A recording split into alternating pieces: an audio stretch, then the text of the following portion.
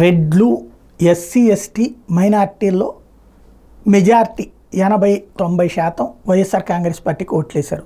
కమ్మ, కాపు, బ్రాహ్మణ, వైశ్య సామాజిక వర్గాలు తెలుగుదేశం పార్టీకి 80-90% ఓట్లేశారు.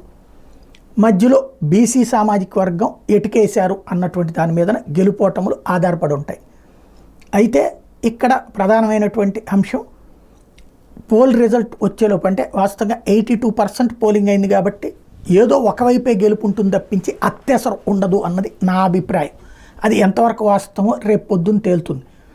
ఇప్పుడు రఘువీరారెడ్డి గారు కాంగ్రెస్ పార్టీ మాజీ రాష్ట్ర అధ్యక్షుడు, మాజీ మంత్రి, అట్లాగే ఇప్పుడు జాతీయ కాంగ్రెస్ నాయకుడు అయ్యారు. ఆయన అంచనా మాత్రం 90-97 స్థానాలతోనే ఎవరు అధికారంలోకి వచ్చినా సరిపెట్టుకోవాల్సి వస్తుంది.